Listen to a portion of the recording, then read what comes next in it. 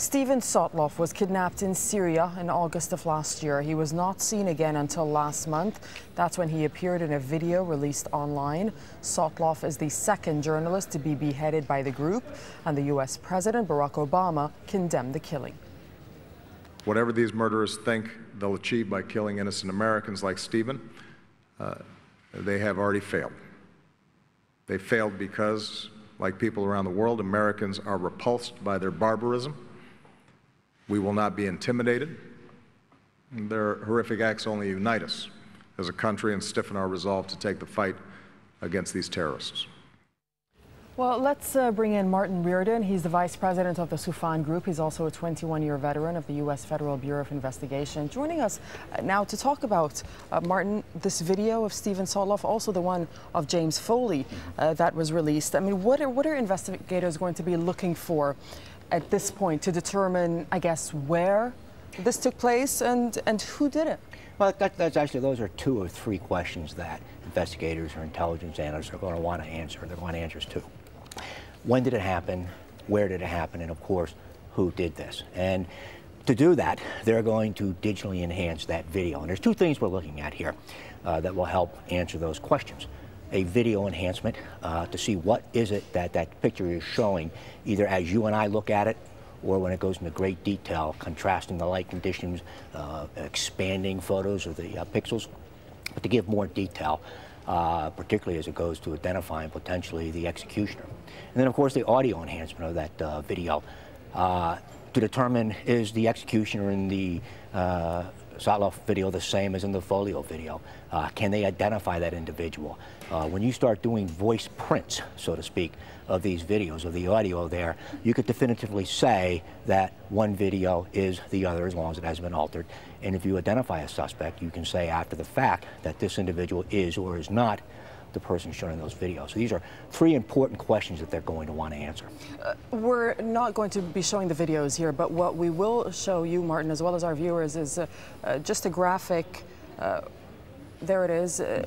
We believe that the Sotloff killer is the one on the left and the Foley killer is the one on the right. And Martin, you know, there are reports that people that have seen the video, what they're saying is that the Sotloff fighter killed, pardon me, he spoke actually with a British accent that was very similar to that of the man who appeared to carry out the beheading of James Foley that took place. What else could the intelligence analysts be looking for when it comes to analyzing these two videos? Well, in the videos themselves, as far as identifying the executioner or executioners, looking at the eyes, what's the distance between the eyes? Right. How wide are the eyes?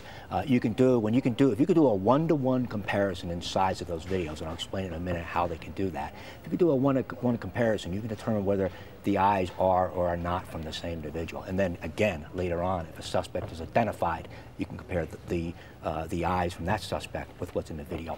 What they're going to look for in these videos, and I've seen in both things that they can use, is you want to find an object that you can definitively say this is the size, the dimensions of that object.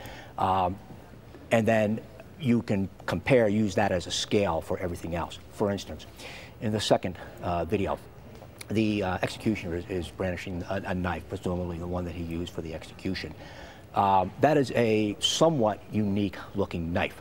So investigators can determine the manufacturer of that knife in a specific model if there are a number of different models. Once they've done that, they determine the exact dimensions of that knife, the blade. And let's say, for instance, the blade is 8 inches long. They now have a ruler for the rest of the video in there. They can determine the distance to a very, very small difference between the eyes. All right, so these are things that they're going to do. They're going to use a known scale that's now in that video or in that clip for other things, and again, to help identify the executioner. And then finally, you heard President Barack Obama speak just before we came and spoke to you, Martin. I mean, he said that our reach is long and justice will be served. How so?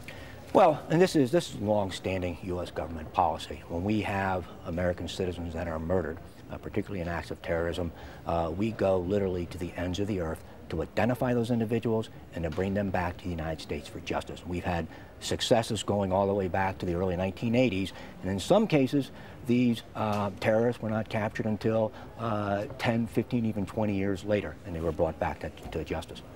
All right, Martin, thank you very much for joining us on the Al Jazeera News Hour.